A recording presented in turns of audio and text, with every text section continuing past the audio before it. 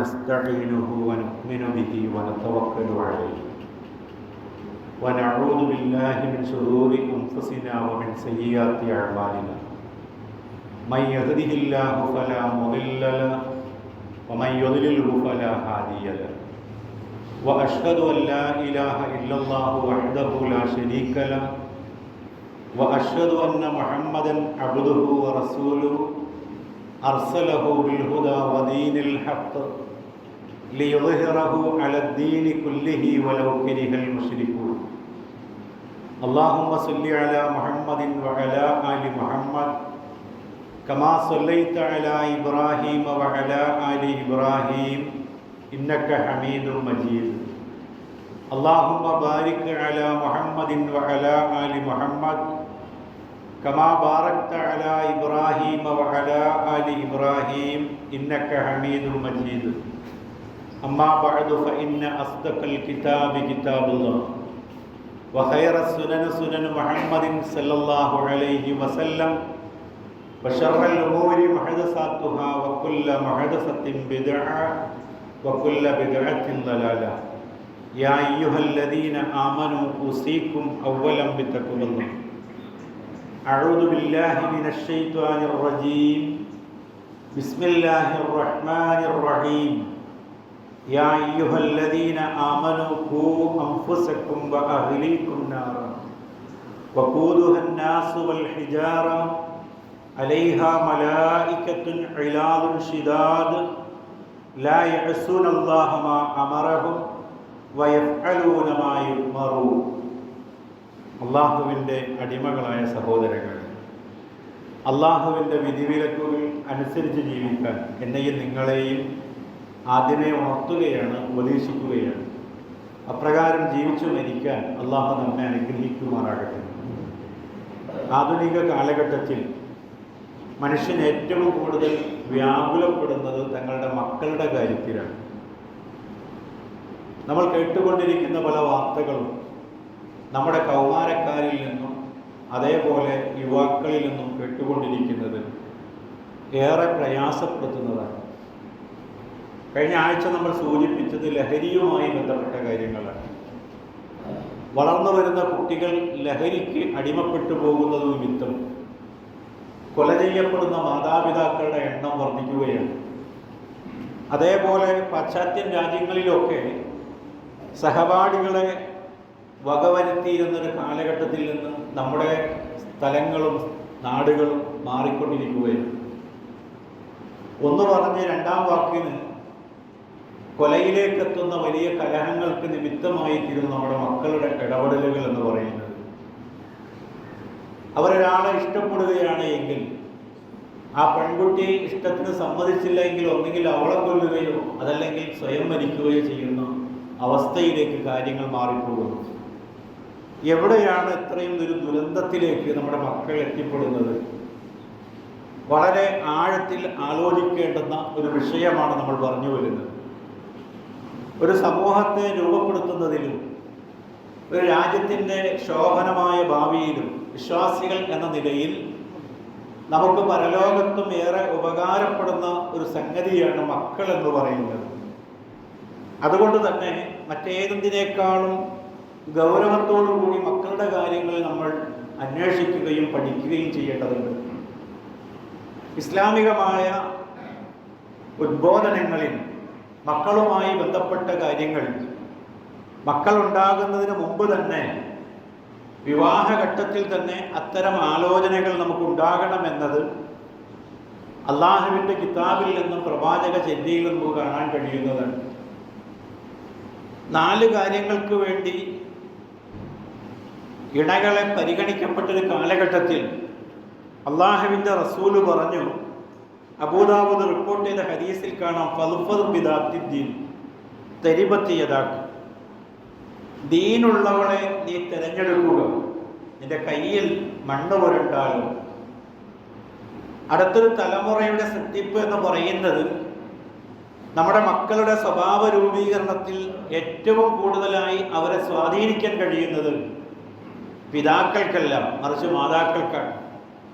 അപ്പം നല്ല മക്കളുണ്ടാകണമെങ്കിൽ നല്ല തള്ളമാരുണ്ടാകണം എന്നതാണ്.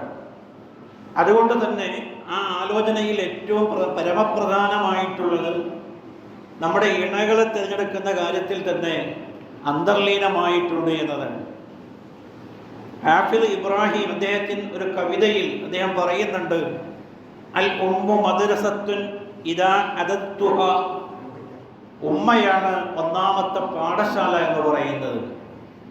അതുകൊണ്ട് ആ ഉമ്മയെ നീ ഒരുക്കിയെടുക്കുകയാണ് എങ്കിൽ അഅദത്തു ശുഅബൻ തയ്യിബൻ അഗറാക്കി, ഒരു തലമുറയെയാണ് നീ ഒരുക്കുന്നത്. ഉമ്മയ്ക്ക് വേണ്ട അവയർനെസ്സും ബോധവൽക്കരണവും ഒക്കെ നൽകി, ദീനും വിജ്ഞാനവും ഒക്കെ നൽകി പെൺകുട്ടികളെ പാകപ്പെടുത്തിയെടുത്താൽ അടുത്തൊരു തലമുറയെയാണ് നിങ്ങൾ അതുവഴിയായി നന്നാക്കുന്നത് എന്നതാണ് കവി പാടിവെക്കുന്നത്. ഇസ്ലാമികമായി അഭേദ്യമായൊരു ആശയമാണ് അവിടെ കൂടിക്കഴിയുന്നത്. ആ രീതിയിൽ നമ്മുടെ മക്കളെ പരിവർത്തിപ്പിക്കാൻ നമുക്ക് സാധിക്കുന്നുണ്ടോ എന്നതാണ്. ഇമാം തിർമിദി റിപ്പോർട്ട് ചെയ്ത ഹദീസിൽ അല്ലാഹുവിൻ്റെ റസൂൽ പറയാണ്, ഇദാ ജാഅക്കും മൻ തർളൗനഹു ദീനഹു വഖുൽഖഹു, നിങ്ങളിലേക്ക് നിങ്ങൾ തൃപ്തിപ്പെടുന്ന മതവും സ്വഭാവ സവിശേഷതയുമുള്ള ഒരാൾ ഒരു വിവാഹാലോചനയുമായി വരികയാണെങ്കിൽ ഫസവ്വിജൂഹു, നിങ്ങൾ അങ്ങനെയുള്ള ആൾക്ക് നിങ്ങൾ നിങ്ങളുടെ മകളെ വിവാഹം ചെയ്തു കൊടുക്കുക. ഇല്ലാ തഫ്അലു, നിങ്ങൾ അതിന് തയ്യാറാകുന്നില്ല എങ്കിൽ തകുൻ ഫിത്നത്തുൻ ഫിൽ അർളി വ ഫസാദുൻ കബീർ, നാട്ടിൽ അതുവഴിയായി വലിയ പരീക്ഷണങ്ങളും കുഴപ്പങ്ങളും ഒക്കെ നിങ്ങൾ പ്രതീക്ഷിച്ചു കൊള്ളുക. അല്ലാഹുവിൻ്റെ റസൂല് പറയും, ഇപ്പോൾ പരിഗണിക്കപ്പെടുന്ന മറ്റു പല കാരണങ്ങളുണ്ടായിട്ടും ആ പല കാരണങ്ങളിൽ നിന്ന് ഈ രണ്ട് കാരണങ്ങളുള്ള ഒരാളെ തിരഞ്ഞെടുക്കാൻ നിങ്ങൾക്ക് കഴിയുന്നില്ല എങ്കിൽ മറ്റു പലതുമാണ് നിങ്ങൾ പരിഗണിക്കുന്നത് എങ്കിൽ ആ പരിഗണനകൾ നാട്ടിൽ ഫസാദുണ്ടാക്കാൻ ഉപകരിക്കുമെന്നതാണ് ആ ഹദീസ് വചനത്തിലൂടെ അള്ളാഹുവിൻ്റെ റസൂൽ നമ്മുടെ ശ്രദ്ധയിൽ കൊണ്ടുവരുന്നത്. പുതിയ കാലഘട്ടത്തിൻ്റെ പ്രത്യേകത എന്ന് പറയുന്നത് മക്കൾ സ്വയം തീരുമാനിക്കുകയാണ് ഞങ്ങൾക്ക് വിവാഹം വേണ്ട എന്നുള്ളത്. പ്രത്യേകിച്ച് IT രംഗത്തൊക്കെ പ്രവർത്തിക്കുന്ന ആളുകൾ സ്വയം തീരുമാനിക്കുന്നത് വിവാഹമേ വേണ്ട എന്നതാണ്. സ്വന്തം കാലിൽ നിന്നതിന് ശേഷം തങ്ങൾ ഇഷ്ടപ്പെടുന്ന ആളെ വരിക്കുക എന്നതാണ്. ഇസ്ലാമികപരമായി ഒരു സ്ത്രീയെ സംബന്ധിച്ചിടത്തോളം ജോലിക്ക് പോകണം എന്നത് മതം അവരെ ഏൽപ്പിക്കുന്ന ഒരു ചുമതലയല്ല. സ്വയം ഒരാൾ അതിന് തയ്യാറായാൽ മതം വിലക്കുന്നില്ല എന്ന് മാത്രം, അനുവാദമുള്ളൊരു മേഖല. പക്ഷേ നിർബന്ധ ബുദ്ധിയോടുകൂടി അത്തരമൊരു തീരുമാനത്തിലേക്ക് നമ്മുടെ മക്കളെടുക്കുമ്പോൾ ആ തീരുമാനത്തെ നമ്മൾ മൂകരായി നിന്നുകൊണ്ട് നമ്മൾ അതിനെ അംഗീകരിക്കുകയാണ്. അങ്ങനെ പല രംഗത്തേക്കും തെറ്റായ കാഴ്ചപ്പാടിലേക്ക് കടന്നു വരുമ്പോൾ നമ്മൾ ഈ പറഞ്ഞിട്ടുള്ള എല്ലാ പരിഗണനകളുമാണ് കീഴ്മേൽ മറിഞ്ഞു പോകുന്നത്. ഞാൻ ആമുഖമായി നിങ്ങളുടെ ശ്രദ്ധയിൽ കേൾപ്പിച്ച വചനം ഖുർആനിലെ 66-ാമത്തെ അധ്യായം സൂറത്ത് തഹ്രീമിലെ 6-ാമത്തെ വചനമാണ്. ആ ആയത്തിലൂടെ അള്ളാഹു നമ്മളോട് പറയുന്നത്, യാ അയ്യുഹല്ലദീന ആമനൂ, അല്ലയോ സത്യവിശ്വാസികളെ, ഖൂ അൻഫുസക്കും വ അഹ്ലീക്കും നാറ, നിങ്ങൾ നിങ്ങളെയും നിങ്ങളുടെ കുടുംബാംഗങ്ങളെയും നരകത്തിൽ നിന്ന് നിങ്ങൾ കാത്തുകൊള്ളുക. എന്നിട്ട് നരകത്തിൻ്റെ ആ കാഠിന്യത്തെ അള്ളാഹു സൂചിപ്പിക്കുകയാണ്. വഖൂദുഹന്നാസു വൽ ഹിജാറ, മനുഷ്യരും കല്ലുകളുമാണ് നരകത്തിൻ്റെ ഇന്ധനമെന്ന് നിങ്ങൾ അറിയണം. അലൈഹ മലായിക്കത്തുൻ ഇലാദുൻ ഷിദാദുൻ ലാ യഅസുനല്ലാഹ മാ അമറഹും വയഫ്അലൂന മാ യുഅ്മറൂൻ. ആ നരകത്തിന് കാവൽക്കാരായിട്ടുള്ളവർ കർക്കശക്കാരായ പരുഷ സ്വഭാവികളായ മലക്കുകളാണ്. അള്ളാഹു എന്താണോ അവരോട് കൽപ്പിക്കുന്നത് ആ കൽപ്പനകൾക്ക് യാതൊരു ഏറ്റക്കുറച്ചിലുകളുമില്ലാതെ കൃത്യമായി അള്ളാഹുവിനെ അനുസരിക്കുന്നവരാണവർ. അള്ളാഹു കൽപ്പിക്കുന്നതിനോട് ഒരിക്കലും അനുസരണക്കേട് പ്രവർത്തിക്കാത്തവരാണ്. അത്രയും കഠിനമായിട്ടുള്ള ഒരു നരകത്തിലേക്ക് പോകുന്നതിൽ നിന്ന് നമ്മളെ രക്ഷിക്കണം, നമ്മുടെ കുടുംബത്തെയും രക്ഷിക്കണം എന്നാണ് പറയുന്നത്. നമ്മൾ നേരത്തെ പാടി വച്ചിട്ടുള്ള കവിതയിൽ 1-ാമത്തെ വരിയിൽ പറയുന്നത് അൽ ഉമ്മു മദ്രസ എന്നാണ്. ഉമ്മയാണ് 1-ാമത്തെ പാഠശാല എന്നതാണ്. നമ്മൾ നമ്മുടെ മക്കൾക്ക് വേണ്ടി വിവാഹത്തിനൊക്കെ അന്വേഷിക്കുമ്പോൾ ഈ പാഠശാലയാകാൻ പറ്റുന്ന രീതിയിലുള്ള അറിവും അവബോധവും പക്വതയും ഒക്കെ എൻ്റെ മകൾക്ക് എത്തിയിട്ടുണ്ടോ എന്നൊരു അന്വേഷണം പിതാവ് എന്ന നിലയിൽ, സഹോദരൻ എന്ന നിലയിൽ, അല്ലെങ്കിൽ വീട്ടിലെ കാരണവർ എന്ന നിലയിൽ നമുക്ക് അങ്ങനെയുള്ളൊരു അന്വേഷണം ഉണ്ടാകേണ്ടിയിരിക്കുന്നു. അല്ലെങ്കിൽ എൻ്റെ മകന് ഭാര്യയായി വരുന്ന മരുമകൾ, അല്ലെങ്കിൽ സഹോദരന് ഭാര്യയായി വരുന്ന സഹോദരിയായി വരുന്ന ആൾ ഇതിനൊക്കെ പറ്റിയവളാണോ എന്നൊരു അന്വേഷണം നമ്മുടെ ഭാഗത്തുനിന്നുണ്ടാകണം. ആ ഒരു പക്വതയും തീരുമാനവും ഉണ്ടാകേണ്ടതുണ്ട്. നോക്കൂ നിങ്ങൾ, ആദ്യത്തെ 3 വയസ്സ് കാലഘട്ടങ്ങളിൽ കുട്ടികൾ പഠിക്കേണ്ട എല്ലാ നന്മകളും വീട്ടിൽ നിന്നാണ് അവർ പഠിക്കേണ്ടത്. നിത്യജീവിതത്തിൽ പാരായണം ചെയ്യേണ്ടുന്ന അല്ലെങ്കിൽ പറയേണ്ടുന്ന പ്രാർത്ഥനകൾ ഓരോ ഘട്ടങ്ങളിലും ഉമ്മയിൽ നിന്നത് പകർന്നു കൊടുക്കപ്പെടണം. എത്ര മക്കൾക്ക് അത്തരത്തിലുള്ളൊരു യോഗമുണ്ടായിട്ടുണ്ട് എന്ന് നമ്മൾ ആലോചിക്കാവുന്നതാണ്. ചെറിയ ഖുർആനിലെ അധ്യായങ്ങൾ ഉമ്മയിൽ നിന്ന് പഠിക്കാൻ മക്കൾക്ക് കഴിയണം. ഉറങ്ങാൻ കിടക്കുമ്പോൾ ആയത്തുൽ കുർസിയും അതേപോലെ തന്നെ ഇഖ്ലാസും മുഅവ്വദത്തൈനിയും ഒക്കെ പാരായണം ചെയ്യണം എന്നുള്ളത് ചെറിയ കാലം തുടങ്ങി തന്നെ മക്കൾക്ക് നമുക്ക് പകർന്നു കൊടുക്കാൻ കഴിയുന്നതാണ്. അള്ളാഹുവിൻ്റെ റസൂല് പറഞ്ഞതായി ഇമാമുസുന്ന അഹ്മദ് ബിൻ ഹംബൽ റിപ്പോർട്ട് ചെയ്ത ഹദീസിൽ അള്ളാഹുവിൻ്റെ റസൂല് പറയാണ്, മുറു ഔലാദക്കും ബിസ്സലാത്തി വഹും അബ്നാഉ 7 സിനീൻ. നിങ്ങളുടെ മക്കൾക്ക് 7 വയസ്സാകുമ്പോൾ അവരോട് നിങ്ങൾ നമസ്കാരം കൊണ്ട് കൽപ്പിക്കണം. നമ്മുടെ വീട് ആരാധനാനിഷ്ഠയുള്ളൊരു വീടാണെങ്കിലേ ഈ പറയുന്നതിന് അർത്ഥമുള്ളൂ. നമ്മൾ തന്നെ തോന്നിയ മാതിരിയാണ് കാര്യങ്ങൾ കൊണ്ടുപോകുന്നത് എങ്കിൽ മക്കൾക്കിത് പകർന്നു കൊടുക്കാൻ എവിടെയാണ് സമയം? പുതിയ കാലഘട്ടങ്ങളിൽ മദ്രസകളുടെ സമയം എന്ന് പറയുന്നത് കേവലം 1 മണിക്കൂർ മാത്രമാണ്. അത് തന്നെയും ആഴ്ചയിൽ 2 ദിവസവും 1 ദിവസവും ഒക്കെയായി പരിമിതപ്പെട്ടു പോകുന്ന ഒരു കാലഘട്ടത്തിലാണ് അടുത്ത തലമുറയുണ്ടാകുന്നത്. അതിൻ്റെ ദുരന്തം നമുക്ക് മനസ്സിലാകണമെങ്കിൽ ഒരു 10-25 കൊല്ലം കഴിയേണ്ടി വരും. ഈ തലമുറയൊക്കെ പോയി പിന്നീട് വരുന്ന തലമുറ ഈ ദീനുമായി ഒരു ബന്ധവുമില്ലാത്തവരായി വരുന്നൊരു കാലഘട്ടം വരാനിരിക്കുന്നുണ്ട്. ആ ഒരു ദുരന്തത്തിലേക്ക് പോകുന്നതിന് മുമ്പായി നമ്മുടെ വീടകങ്ങളിൽ നിന്നും ഇസ്ലാമിനെ പറ്റി അതിൻ്റെ പ്രാഥമികമായ അറിവുകൾ പകർന്നു കിട്ടുന്ന ഇടങ്ങളായി കുടുംബത്തിൻ്റെ അകങ്ങൾ മാറേണ്ടതുണ്ട്. എന്നിട്ട് അല്ലാഹുവിൻ്റെ റസൂല് പറയാ, വദ്രിബൂഹും അലൈഹ വഹും അബ്നാഉ 10. 10 വയസ്സായിട്ടും അവനത് പെർഫെക്റ്റായി കൊണ്ടുപോകുന്നില്ല എങ്കിൽ അതിൻ്റെ കാര്യത്തിൽ നിങ്ങൾ നിങ്ങളുടെ മക്കളെ പ്രഹരിക്കേണ്ടതുണ്ട്, അടിക്കേണ്ടതുണ്ട് എന്ന് പറയുമ്പോൾ ഒരു ശിക്ഷണം കൂടി പറഞ്ഞു തരികയാണ്. വഫർരിഖു ബൈനഹും ഫിൽ മളാജിഇ. അതേ 10 വയസ്സിലാണ് മുറികൾ മാറ്റി വേറിട്ട് കിടന്ന് ഉറങ്ങേണ്ടുന്ന സാഹചര്യങ്ങളിലേക്ക് എത്തിക്കേണ്ടത്. ഒരു സംസ്കാരവും ജീവിത രീതിയും ഒക്കെ കുടുംബങ്ങളിൽ നിന്ന് തന്നെ പഠിച്ചു വരണമെന്നതാണ് ഇസ്ലാമികമായ ആ ഒരു പഠനത്തിൻ്റെ പ്രത്യേകതയായി പറയുന്നത്. ഇതെൻ്റെയും നിങ്ങളുടെയൊക്കെ വീട്ടിലുണ്ടോ എന്ന് നമ്മൾ ആലോചിച്ച് നോക്കണം. കുമ്പളം കുത്തിയിട്ട് മത്തൻ പ്രതീക്ഷിച്ചിരിക്കുന്നതിൽ അർത്ഥമില്ല എന്ന് കാരണവർ പറയും. വഴികേടിന് വേണ്ടിയിട്ടുള്ള എല്ലാ സൗകര്യങ്ങളും നമ്മുടെ ചുറ്റുപാടുകളിൽ എമ്പാടുമുണ്ട്. അത് തന്നെ എൻ്റെയും നിങ്ങളുടെയും വീട്ടിലുമുണ്ട്. എന്നിട്ട് നമ്മളിങ്ങനെ പ്രാർത്ഥിക്കുകയാണ്, റബ്ബനാ ഹബ് ലനാ മിൻ അസ്വാജിനാ വദുർരിയ്യത്തിനാ ഖുർറത്ത അയ്യുൻ. ഞങ്ങൾക്ക് കൺകുളിർമയുള്ള ഇണകളും അതേപോലെ തന്നെ സന്താനങ്ങളും ഉണ്ടാകണമെന്നാണ് പ്രാർത്ഥനയെങ്കിൽ ആ പ്രാർത്ഥന നിരർത്ഥകമാണ്. പ്രാർത്ഥിക്കുന്ന കാര്യത്തിൽ നമുക്കുള്ള താല്പര്യമാണ് പ്രാർത്ഥനയെ അതിൻ്റെ യഥാർത്ഥ ഫലത്തിലേക്ക് എത്തിക്കുക. ആ ഒരു തിരിച്ചറിവ് നമുക്കുണ്ടാകണം. നമ്മുടെ വീടകങ്ങൾ എല്ലാ നന്മകൾ കാണാനും കേൾക്കാനും പഠിക്കാനും ഒക്കെയുള്ള അവസരങ്ങളുള്ള ഒരു അവസരങ്ങളുടെ വിളനിലമായി വീടുകൾ മാറേണ്ടതുണ്ട്. എൻ്റെ ഒരു അനുഭവം, ഒരു പ്രിയ സ്കൂളിലെ പാരൻസ് മീറ്റിംഗ് നടക്കുകയാണ്.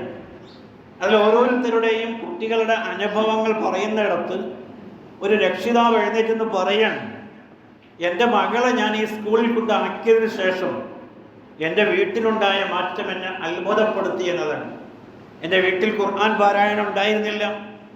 മഗ്‌രിബിന് ശേഷം TV-യാണ് സ്ഥിരമായി ഞങ്ങൾ ഉപയോഗിച്ചിരുന്നത്. അതൊക്കെ മാറാൻ പ്രേരണയായത് എൻ്റെ മകളുടെ ഈ ദീനി പഠനമാണ് എന്ന് കേവലം പ്രീ സ്കൂളിൽ 3 വയസ്സുള്ള കുട്ടിയെ ചേർത്ത ഒരനുഭവം വെച്ചൊരു പിതാവ് പറഞ്ഞത് ഞാൻ എൻ്റെ ഓർമ്മയിൽ വരികയാണ്. അതേ രീതിയിൽ നമ്മുടെ മക്കളെ മാറ്റിയെടുക്കാൻ പറ്റുന്ന എല്ലാ സൗകര്യങ്ങളും നമ്മുടെ ചുറ്റുപാടിലുണ്ട്. പക്ഷെ എത്ര കണ്ട് നമ്മളത് സൂക്ഷിക്കുന്നുണ്ട്? ഇനി മക്കളെ സംബന്ധിച്ച് അള്ളാഹു എന്താണ് പറഞ്ഞത്? അമാനത്ത് എന്നാണ് പറഞ്ഞത്. സൂക്ഷിക്കേണ്ട പദമാണ് പറഞ്ഞത്. വിശ്വസിച്ച് ഏൽപ്പിക്കുന്ന വസ്തുവിനാണ് നമ്മൾ അമാനത്ത് എന്ന് പറയാം. ഇന്നല്ലാഹു യഅ്മുറുക്കും അൻ തുഅദ്ദുൽ അമാനാത്തി ഇലാ അഹ്ലിഹാ. ഖുർആനിലെ 4-ാമത്തെ അധ്യായം സൂറ നിസായിലെ 58-ാമത്തെ വചനം.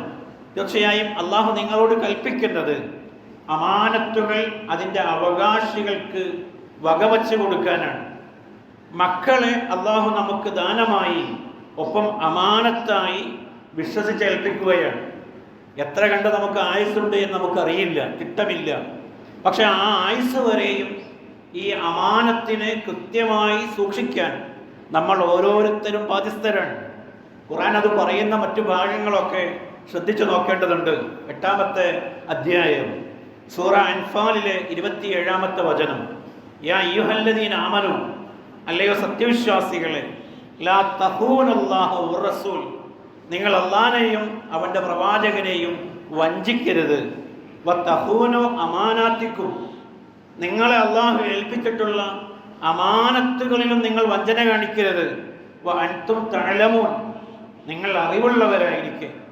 പടച്ചവൻ നന്നാക്കണമെന്നും നല്ലപോലെ പരിപാലിക്കണമെന്നും ഭംഗിയായി കൊണ്ടു നടക്കണമെന്നും ഒക്കെ ആവശ്യപ്പെടുന്ന ഇത്തരം കാര്യങ്ങളിൽ നിങ്ങളൊരു അമാന്തവും കാണിക്കരുത്, ഒരു വഞ്ചനയും കാണിക്കരുത്, ഒരു നീക്കുപോക്കിനും നിങ്ങൾ തയ്യാറാകരുത് എന്നതാണ് ഈ വചനങ്ങളൊക്കെയും ആവർത്തിച്ച് പറയുന്നത്. ഇനി നമ്മൾ പറഞ്ഞ 66-ാമത്തെ ആമുഖമായി പറഞ്ഞ ആ അധ്യായത്തിലെ 6-ാമത്തെ വചനം നോക്കൂ നിങ്ങൾ. യാ അയ്യുഹല്ലദീന ആമനൂ, അല്ലയോ സത്യവിശ്വാസികളെ, ഖൂ അൻഫുസക്കും വ അഹ്ലീക്കും നാറ. അള്ളാഹുവിൻ്റെ തന്നെ കൽപ്പനയാണ്. നിങ്ങൾ നിങ്ങളെ നരകത്തിൽ നിന്ന് കാത്തുകൊള്ളണം, നിങ്ങളുടെ കുടുംബങ്ങളെ, മക്കളെ, നിങ്ങളുടെ പങ്കാളിയെ ഒക്കെയും നരകത്തിൽ നിന്ന് കാത്തു സൂക്ഷിക്കേണ്ടുന്ന ഒരു ഉത്തരവാദിത്വം കൂടി അള്ളാഹു നമ്മെ ഏൽപ്പിക്കുകയാണ്. പുതിയ കാലഘട്ടത്തിൽ വഴികേടിലേക്ക് നിമിത്തമാകുന്ന കാരണങ്ങൾ എമ്പാടുമുണ്ട്. എന്നാൽ അത്തരം കാര്യങ്ങളെ സംബന്ധിച്ചൊന്നും ഒരു ബോധമില്ലാത്ത ശരാശരി ഒരു നാടൻ രീതിയിലുള്ളൊരു കുടുംബമാണ് എങ്കിലോ കാര്യങ്ങൾ കൈവിട്ടു പോകാൻ ഏറെ സാധ്യതയുള്ളതാണ്. അതുകൊണ്ട് പുതിയ കാലഘട്ടത്തിലെ ചതിക്കുഴികളെ സംബന്ധിച്ചുള്ള കൃത്യമായിട്ടുള്ള അവബോധം മാതാപിതാക്കൾക്ക് ഉണ്ടായിരിക്കണം. ബുഖാരി ഉദ്ധരിക്കുന്ന ഹദീസിൽ എൻ്റെ ഗൗരവം പറയുകയാണ്. കുല്ലക്കും റാഇൻ വ കുല്ലക്കും മസ്ഊലുൻ അൻ റഅയത്തിഹി. റാഇൻ എന്ന് പറഞ്ഞാൽ അട്ടിടയൻ എന്നതാണ്. നിങ്ങളൊക്കെയും ഇടയന്മാരാണ്. നിങ്ങൾ വേച്ചു നടക്കുന്ന അല്ലെങ്കിൽ നിങ്ങളുടെ കീഴിലുള്ള ആ കുഞ്ഞാടുകളെ സംബന്ധിച്ചിടത്തോളം, അല്ലെങ്കിൽ നിങ്ങളുടെ പ്രജകളെ സംബന്ധിച്ചിടത്തോളം, നിങ്ങളെ ചുറ്റിപ്പറ്റി കഴിയുന്നവരെ സംബന്ധിച്ചിടത്തോളം നാളെ അള്ളാഹു ചോദ്യം ചെയ്യും.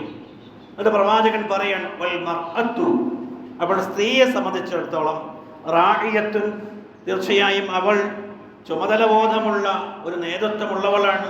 ഫീ ബൈത്തി സൗജിഹ, അവൾ വിവാഹം ചെയ്ത് അയക്കപ്പെടുന്ന വീട്ടിൻ്റെ ഭരണാധിപതിയാണവൾ. വഹിയ മസ്ഊലത്തുൻ, തീർച്ചയായും ആ കുടുംബത്തെ സംബന്ധിച്ച് നാളെ അള്ളാഹു അവളോടാണ് ചോദിക്കുക. എന്താണ്, എത്ര കണ്ടാണ് അവൾ ആ കാര്യങ്ങളൊക്കെ പെർഫെക്റ്റായി കൊണ്ടു നടക്കുന്നത് എന്ന്. നമുക്കിങ്ങനെ നമ്മുടെ ശ്രദ്ധയെ അലോസരപ്പെടുത്തുന്ന, നമുക്ക് ആശങ്കയുണ്ടാക്കുന്ന, അസ്വസ്ഥതയുണ്ടാക്കുന്ന വല്ലതുമായി നമുക്ക് തോന്നിയിട്ടില്ല എങ്കിൽ മതപരമായിട്ടുള്ള കാര്യങ്ങളോടുള്ള നമ്മുടെ ബന്ധത്തെ, അതിനെ നേർത്ത ഒരു ബന്ധത്തെ സംബന്ധിച്ചാണ് സൂചിപ്പിക്കുന്നത്. അതല്ല, ഇത്രയും ഗൗരവത്തിൽ നമുക്കിത് പറഞ്ഞു തന്നിട്ടുണ്ട് എങ്കിൽ തീർച്ചയായും ആ കാര്യങ്ങളിൽ ഗൗരവപൂർണമായിട്ടുള്ളൊരു ഇടപെടൽ നമ്മുടെ ഭാഗത്തുനിന്നുണ്ടാകണം. ഇമാം ഇബ്നു തൈമിയ്യയുടെ ശിഷ്യൻ ഇബ്നു ഖയ്യിം മാതാപിതാക്കളോട് അദ്ദേഹം ഉപദേശിക്കുകയാണ്. വകമ്മിൻ മിമ്മൻ അഷ്കാ വലദഹു വഫൽദത്തു കബദഹു ഫിദ്ദുനിയ വൽആഖിറ. എത്രയെത്ര മാതാപിതാക്കളുണ്ട് കുട്ടികളെ ഇഹലോകത്ത് മാത്രമല്ല പരലോകത്തിലും ദുരിതത്തിലാക്കുന്ന ആളുകൾ. മാതാപിതാക്കളെ കുറ്റപ്പെടുത്തിക്കൊണ്ട് ഇബ്നു ഖയ്യിം പറയുകയാണ്, എത്രയെത്ര മാതാപിതാക്കളാണ് തങ്ങളുടെ മക്കളുടെ കാര്യത്തിൽ ഇഹത്തിലും പരത്തിലും ദുരിതത്തിലാക്കുന്ന, അവരെ ദ്രോഹിക്കുന്ന മാതാപിതാക്കളുള്ളത്. എന്നിട്ട് അദ്ദേഹം പറയാം, ബിഇഹ്മാലിഹി വതറക തഅദീബിഹി വഇആനത്തു ലഹു അലാ ശഹവാതിഹി. 3 കാര്യങ്ങൾ പ്രത്യേകമായി പറയണം. ഇഹ്മാലിഹി, അവരെ അവഗണിച്ചുകൊണ്ട്. അവഗണിക്കുക എന്ന് പറഞ്ഞാൽ കുട്ടികളുടെ ഇഷ്ടമനുസരിച്ചാണ് കാര്യങ്ങൾ പോകുന്നത്. അവിടെ നമുക്കൊരു ഇടപെടലിനുള്ള സ്വാതന്ത്ര്യമോ അധികാരമോ ഇല്ല. അവൻ്റെ കാര്യങ്ങളൊക്കെ അവൻ ചെയ്യുന്നു, അല്ലെങ്കിൽ അവൾ വിചാരിക്കുന്ന പോലെ കാര്യങ്ങൾ പറയുന്നു. വതറക തഅദീബിഹി, മര്യാദകൾ പഠിക്കുന്നിടത്ത്, ചെല്ലുവിളി കൊടുക്കുന്നിടത്ത് അത് നമ്മൾ ഉപേക്ഷിക്കുന്നു. കാരണം നമ്മൾ പറഞ്ഞാൽ അവർക്ക് ഇഷ്ടാവില്ല. കുട്ടി നമ്മളോട് കയർക്കാൻ പറ്റുന്ന രീതിയിലേക്ക് വളർന്നു കഴിഞ്ഞിരിക്കുന്നു. അതുകൊണ്ട് ഒരു ക്ലാഷ് വേണ്ട എന്ന് കരുതി നമ്മൾ എന്ത് ചെയ്യുന്നു? സൗകര്യപൂർവ്വം നമ്മൾ ഈ അദബും മര്യാദയൊക്കെ പഠിപ്പിക്കുന്നിടത്ത് അത് നമ്മൾ ഉപേക്ഷിച്ചു കളഞ്ഞു. 3 അദ്ദേഹം പറയുന്നത് വഇആനത്തിഹി ലഹു അലാ ശഹവാതിഹി, കുട്ടികളുടെ ആഗ്രഹങ്ങൾക്കനുസരിച്ച് അതിനു വേണ്ട എല്ലാ പ്രോത്സാഹനവും, എന്താണോ ആവശ്യപ്പെടുന്നത് അതെല്ലാം ചെയ്തു കൊടുക്കുന്നു. അതൊരു വലിയ ക്രെഡിറ്റായിട്ട് പറയാം. എൻ്റെ കുട്ടിക്കാലത്തൊന്നും ഇതൊന്നും അനുഭവിക്കാൻ എനിക്കൊരു അവസരം ഉണ്ടായിട്ടില്ല. അതുകൊണ്ട് എൻ്റെ മക്കൾക്കത് ഇല്ലാതെ പോകരുത്. അതുകൊണ്ട് എന്താണോ ആവശ്യപ്പെടുന്നത്, ആ ആവശ്യപ്പെടുന്നത് എനിക്ക് ചെയ്യാൻ പറ്റിയതാണോ, അത് ഗുണകരമാണോ ദോഷകരമാണോ എന്നൊരു വ്യവച്ഛേദവുമില്ലാതെ, വ്യവച്ഛേദിക്കാതെ ആവശ്യപ്പെടുന്ന ആഗ്രഹങ്ങളുടെയൊക്കെ പിന്നാലെ ചൂട്ടുമായി നടക്കുന്നവരായി ഞാനും നിങ്ങളൊക്കെ മാറുകയാണ് എന്ന് ഇവന് കയ്യും കുറ്റപ്പെടുത്തുകയാണ്. എന്നിട്ട് അദ്ദേഹം പറയാം നമ്മുടെ വിചാരം എന്താണെന്നറിയാമോ? നമ്മൾ കുട്ടികളെയൊക്കെ പരിഗണിക്കുന്നുണ്ട് എന്നാണ്, ബഹുമാനിക്കുന്നുണ്ട് എന്നാണ്. ശരിക്കും അങ്ങനെയല്ല, നമ്മൾ അവരെ അപമാനിക്കുകയാണ് ചെയ്യുന്നത്. അന്നഹു യർഹമഹു വഖദ് ദലമഹു, നമ്മുടെ വിചാരം നമ്മൾ അവരോട് കരുണ കാണിക്കുന്നു, ചോദിക്കുന്ന പൈസ എടുത്തു കൊടുക്കുന്നു, അത് അവരോടുള്ള കാരുണ്യമായിട്ട് നമ്മൾ ധരിക്കുകയാണ്. ഇവന് കയ്യും പറയാണ് ലലമഹു, നമ്മളവരെ ദ്രോഹിക്കുകയാണ്, നമ്മളവരെ ആക്രമിക്കുകയാണ് എന്നത്. എത്ര കൃത്യമായിട്ടാണ് ആധുനിക കാലഘട്ടത്തിൽ മാതാപിതാക്കൾ ചെയ്തുകൊണ്ടിരിക്കുന്ന ദുരന്തത്തെ ഇത്രയും ഭംഗിയായി പറയാൻ പറ്റുന്നൊരു ഏതൊരു പണ്ഡിതൻ്റെ വാക്കാണുള്ളത്? ആ ഒരു രീതിയിലേക്ക് കാര്യങ്ങൾ കൈവിട്ടു പോവുകയാണ്. ഖുർആൻ എത്ര സ്ഥലങ്ങളിൽ അത് ഗൗരവത്തോടു കൂടി പറഞ്ഞത് നോക്കൂ നിങ്ങൾ.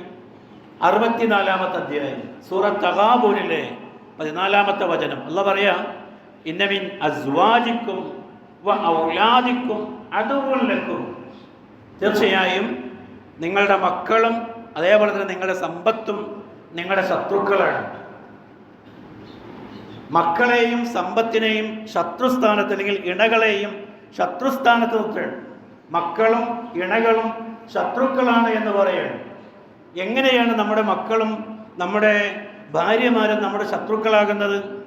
ഇബ്നു കസീർ രേഖപ്പെടുത്തുകയാണ്, യഹ്മദു റജുലു അലാ ഖതീഅത്തു റഹം ഔ മഅസിയത്തു റബ്ബഹു, ഒന്നുകിൽ അവൻ അവരുമായിട്ടുള്ള ബന്ധം വിച്ഛേദിച്ചു കളയും.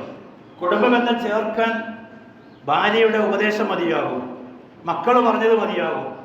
ആ പ്രേരണ കൊണ്ട് ചേർക്കേണ്ട പലതും നമ്മൾ വിച്ഛേദിച്ചു കളയും. ഇബ്നു കസീർ പറയാം, 2ാമത്തെ പ്രശ്നം എന്താ? ഔ മഅസിയത്തു റബ്ബഹു, പടച്ചവൻ പറഞ്ഞതിൻ്റെ നേരെ വിപരീതം ചെയ്യാൻ ആര് പറഞ്ഞാൽ മതി? ഭാര്യ പറഞ്ഞാൽ മതി, മക്കൾ പറഞ്ഞാൽ മതി.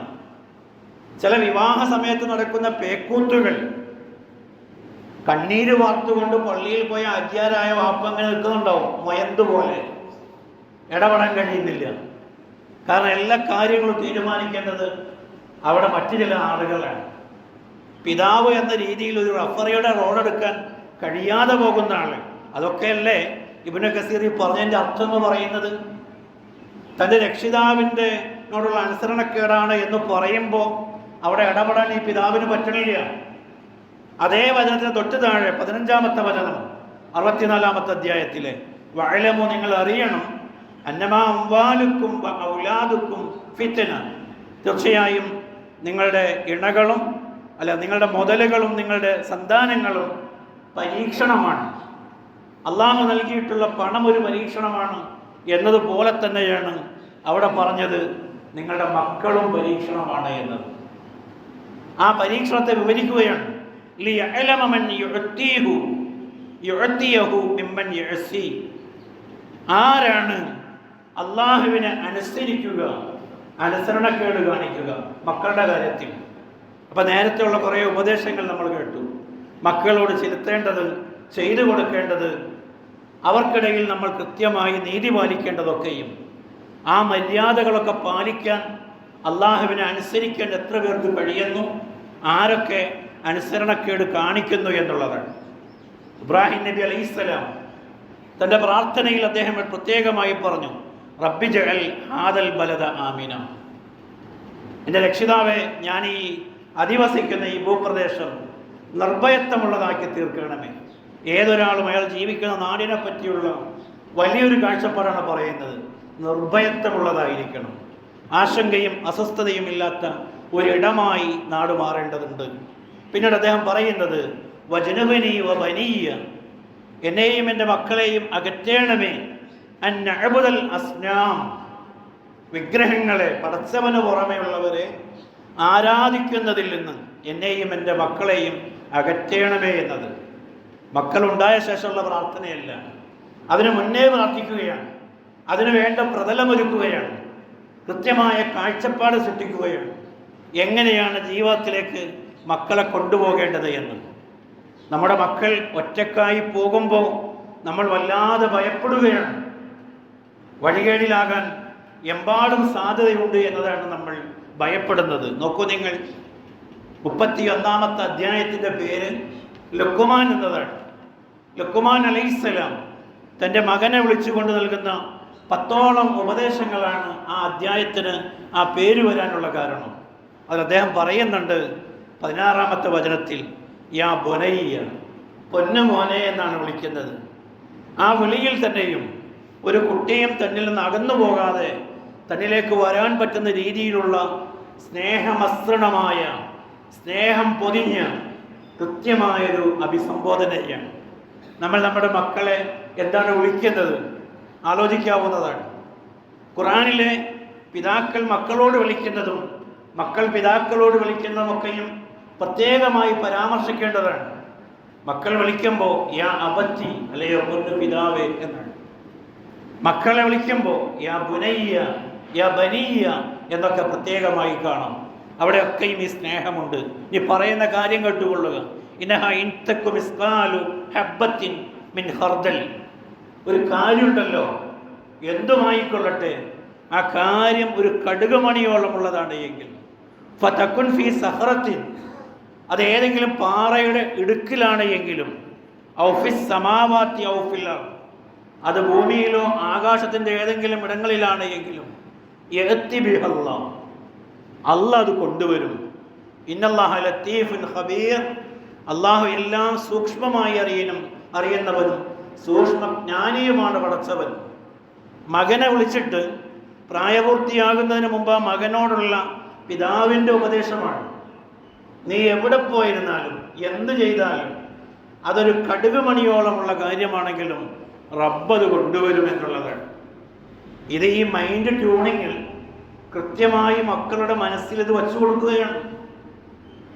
അതിലൂടെ ട്യൂൺ ചെയ്യപ്പെടുന്ന കുട്ടി ഏത് സ്ഥലത്തെത്തിയാലും ഈ ഉപദേശമായിരിക്കും അവനെ നയിക്കുക. നോക്കൂ നിങ്ങൾ, വർത്തമാനകാല സാഹചര്യങ്ങളിൽ ഉണ്ടായിട്ടുള്ള ദുരന്തങ്ങൾ എത്രയാണ്. ഒരു വീട്ടിൽ നിന്ന് ഒരു പെൺകുട്ടി പോവുകയാണ്. നല്ല ദീനി നിഷ്ഠയുള്ള വീട്ടിലെ കാര്യമാണ് ഞാനീ പറയുന്നത്. ഞങ്ങളുടെ ആലുവയിലാണ്. 2 മണി സമയത്ത് വീട്ടിൽ നിന്ന് പോകുന്നത് വീട്ടുകാരറിയുന്നില്ല. എവിടെയാണ് പോകുന്നത്? കൂട്ടുകാരിൽ ഒരാളുടെ ബർത്ത്ഡേ ആഘോഷിക്കാൻ വേണ്ടിയുള്ള പോക്കാണ്. എന്നിട്ട് ആ പോക്ക് അള്ളാഹു എത്തിച്ച, അല്ലെങ്കിൽ അവരുടെ ആയുസ് തീരുകയാണ്. മെട്രോ തൂണിലിടിച്ച് ഈ കുട്ടി മരിക്കുകയാണ് രാത്രി 2 മണിക്ക്. ഒരു പെൺകുട്ടിയാണെന്ന് ഓർക്കണം നിങ്ങൾ. നമ്മൾ നമ്മുടെ വീട്ടിൽ കിടന്നുറങ്ങുന്ന മക്കളൊക്കെ അവിടെ തന്നെ ഉണ്ടാവുന്ന എഴുതിയിട്ടാണല്ലോ നമ്മളും പോയി കിടന്നുറങ്ങുന്നത്. പോലീസ് സ്റ്റേഷനിൽ നിന്ന് വിളി വരുമ്പോഴാണ് നിങ്ങളുടെ മകൾ ഇങ്ങനെ മുട്ടത്തിനടുത്തുള്ള മെട്രോ തൂണിലടിച്ച് മരിച്ചിട്ടുണ്ട് എന്നറിയുമ്പോഴാണ് നമ്മൾ അന്തം വിട്ടു പോകുന്നത്. ഇവളെങ്ങനെ പോയി, എപ്പോൾ പോയി, ആര് പറഞ്ഞു പോയി എന്നുള്ളത് ഒന്ന് ആലോചിച്ച് നോക്കൂ. ഏത് സന്ദർഭത്തിലും എപ്പോഴും നിങ്ങൾ ചെയ്യുന്ന ഏതൊരു കാര്യവും അല്ലാഹ് കാണുന്നുണ്ട് എന്നുള്ള കൃത്യമായ ബോധം നമ്മുടെ മക്കളിലേക്ക് നമ്മൾ പകർന്നു കൊടുക്കുമ്പോൾ നിർഭയമായി സമാധാനമായി നമുക്ക് ഉറങ്ങാൻ കഴിയും. എൻ്റെ കുട്ടി എവിടെയും പോകില്ല. പറയേണ്ടത്, എത്തിക്കേണ്ടത്, പഠിപ്പിച്ചു കൊടുക്കേണ്ടത് ആ കൊടുക്കേണ്ട പ്രായത്തിലൊക്കെ നമ്മൾ നൽകിയിട്ടുണ്ട് എന്നുള്ളതാണ്. എന്തെല്ലാം തോന്നിവാസങ്ങളാണ് നമ്മുടെ വീട്ടിൽ നടക്കുന്നത്. നബിദിനം നമ്മൾ ആഘോഷിക്കാറില്ല, കാരണം നമ്മൾ മുജാഹിദുകളാണ്. എന്നാൽ എൻ്റെയും നിങ്ങളുടെയും മക്കളുടെയും കൊച്ചുമക്കളുടെയും ബർത്ത്ഡേകൾ നമ്മൾ കെങ്കേമമായി ആഘോഷിക്കുന്നു. ആ ആഘോഷിക്കുന്നതിന് എളുപ്പമില്ലാതെ നമ്മൾ ഫേസ്ബുക്കിൽ നമ്മൾ പോസ്റ്റ് ചെയ്യുന്നു.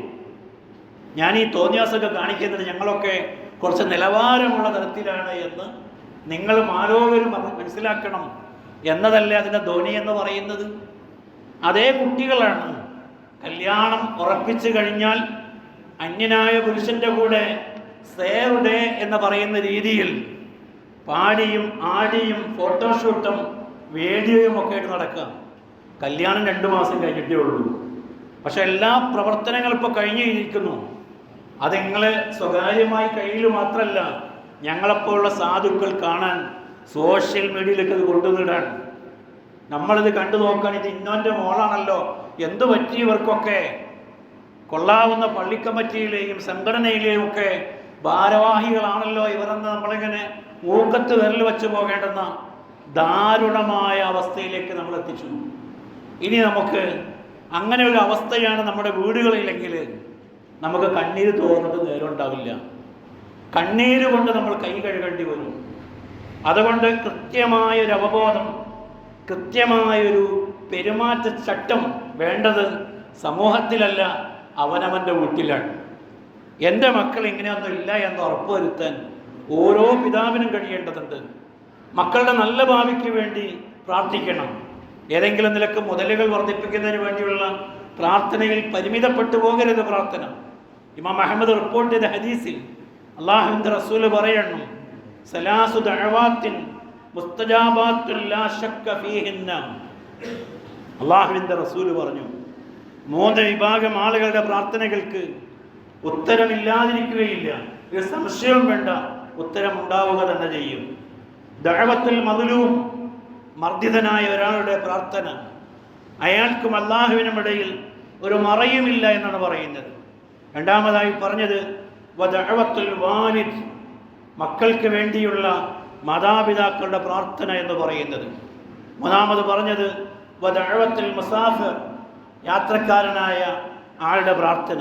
ഈ പ്രാർത്ഥനയിൽ പ്രധാനപ്പെട്ടതാണ് മക്കൾക്ക് വേണ്ടി നമ്മൾ നടത്തുന്ന പ്രാർത്ഥന. ഇബാദുർ റഹ്മാൻ, പരമകാരുണ്യകന്റെ ദാസന്മാരെ പറ്റി പറയുന്നിടത്ത് 25-ാമത്തെ അധ്യായം സൂറ ഫുർഖാനിലെ 74-ാമത്തെ വചനം, റബ്ബനാ ഹബ്ലനാ മിൻ അസ്വാജിനാ വദുർരിയത്തിനാ ഖുർറത്ത അഅ്യുൻ വജഅൽനാ ലിൽ മുത്തഖീന ഇമാമാ. ഞങ്ങളുടെ രക്ഷിതാവേ, ഞങ്ങളുടെ ഇണകളിലും സന്താനങ്ങളിലും ഞങ്ങൾക്ക് നീ കൺകുളിർമ ഉണ്ടാക്കി തരണമേ. ഞങ്ങളെ നീ മുത്തഖീങ്ങൾക്ക് ഇമാമാക്കി മാറ്റണമെന്ന് പറയുന്നത്. മുത്തഖിയാക്കണം എന്നല്ല പറയുന്നത്. മുത്തഖീങ്ങളായ ആളുകൾക്ക് മുമ്പിൽ നിൽക്കാൻ പറ്റുന്നവനായി ഞങ്ങളെയും ഞങ്ങളുടെ മക്കളെയും മാറ്റണം. വലിയ പൂതിയാണ് പറയുന്നത്. ആ പൂതിക്കനുസരിച്ചുള്ള പ്രവർത്തനങ്ങൾ ഉണ്ടാകേണ്ടതുണ്ട്. നോക്കൂ നിങ്ങൾ, മറിയമിനെ അവരുടെ മാതാപിതാക്കൾ പള്ളിയിലേക്ക്, ബൈത്തുൽ മുഖദ്ദസിലേക്ക് നേർച്ചയാക്കുകയാണ്. നമുക്കറിയാം സംഭവം. പ്രസവിച്ചപ്പോഴാണ് കുട്ടി പെണ്ണാണ് എന്നറിയുന്നത്. പക്ഷെ നേർച്ച നിറവേറ്റാതിരിക്കാൻ അവർ കൂട്ടാക്കുന്നില്ല, നിറവേറ്റാൻ തന്നെ തീരുമാനിച്ചു. എന്നിട്ട് ആ മാതാവ് നൽകുന്ന പ്രാർത്ഥനയുണ്ട്. ഒന്ന് ആലോചിച്ച് നോക്കൂ, നമ്മൾ എത്ര മാതാക്കൾ അവർ പ്രസവിച്ച മക്കൾക്ക് വേണ്ടി അങ്ങനെ പ്രാർത്ഥിച്ചിട്ടുണ്ടാവും. ഇന്നി ഉഈദുഹാ ബിക വദുർരിയതഹാ മിനശ് ശൈത്വാനിർ റജീം, ശപിക്കപ്പെട്ട പിശാചിൽ നിന്ന് അവളെയും അവളിലൂടെ ഇനി ഉണ്ടാകാനിരിക്കുന്ന സന്തതികളെയും രക്ഷിക്കാനായി അല്ലാഹുവേ ഞാൻ നിന്നോട് അഭയം തേടുന്നു. എന്തൊരു പ്രാർത്ഥനയാണ്! ഒരു പ്രസവം കഴിഞ്ഞതിന് ശേഷം ഉമ്മ മകൾക്കും മകളിലൂടെ ഉണ്ടാകാനിരിക്കുന്ന ഭാവി തലമുറയ്ക്കും വേണ്ടിയുള്ള പ്രാർത്ഥനയാണ്. ആ പ്രാർത്ഥനയൊക്കെയും കൃത്യമായ സമയത്ത് കൃത്യതയിൽ തന്നെയും നിർവഹിക്കാൻ നമുക്ക് സാധിക്കേണ്ടതുണ്ട്. പറഞ്ഞു വരുന്നത് സന്താന പരിപാലനം എന്ന് പറയുന്നത് അള്ളാഹു നമ്മെ ഏൽപ്പിക്കുന്ന ഉത്തരവാദിത്വവും അമാനത്വവുമാണ്. അത് മനസ്സിലാക്കി കാര്യക്ഷമമായിട്ടുള്ള ഇടപെടൽ നമ്മുടെ ഭാഗത്തു നിന്നുണ്ടാകണം. എങ്കിൽ മാത്രമാണ് പുതിയ തലമുറയിൽ ഒരു പ്രതീക്ഷയുള്ളവരായി നമുക്ക് മാറാൻ സാധിക്കുകയുള്ളൂ. അത്തരം നല്ല വിശ്വാസികളിൽ അള്ളാഹു എന്നെയും നിങ്ങളെയും ഉൾപ്പെടുത്തി അനുഗ്രഹിക്കുമാറാകട്ടെ. അസ്തഗ്ഫിറുല്ലാഹ ലീ വലക്കും വലിജമീഇൽ മുസ്ലിമീന അസ്തഗ്ഫിറൂ ഇന്നഹു ഹുവൽ ഗഫൂറുർ റഹീം.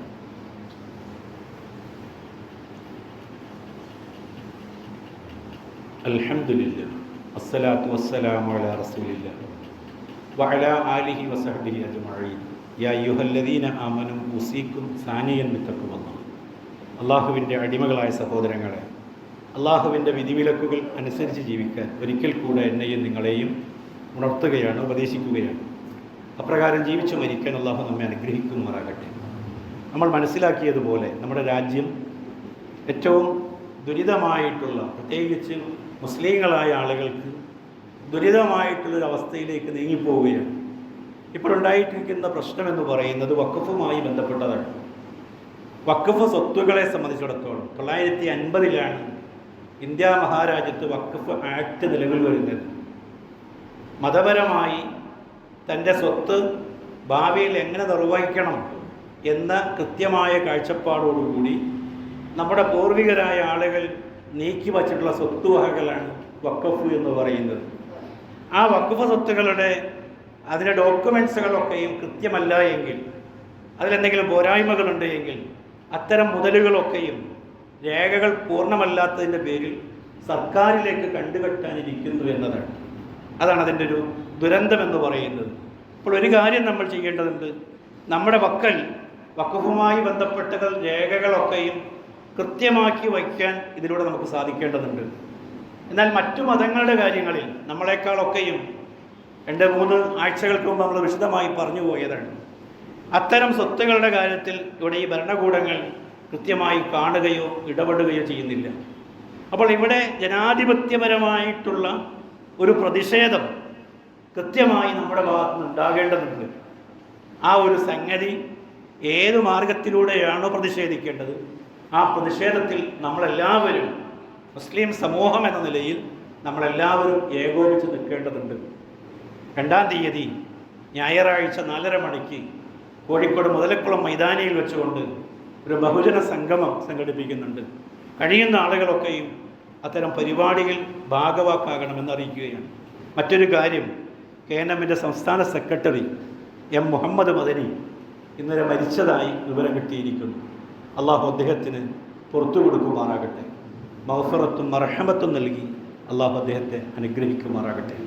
നമ്മൾ ഈ പള്ളിയിൽ ഒരുമിച്ച് കൂടിയതുപോലെ ജന്നാത്തുൽ ഫിർദൗസിൽ നമ്മെയും നമ്മുടെ മാതാപിതാക്കളെയും ഇണകളെയും സന്താനങ്ങളെയും മുഴുവൻ സത്യവിശ്വാസികളെയും അള്ളാഹു ഒരുമിച്ച് കൂട്ടി അനുഗ്രഹിക്കുമാറാകട്ടെ. നമ്മുടെ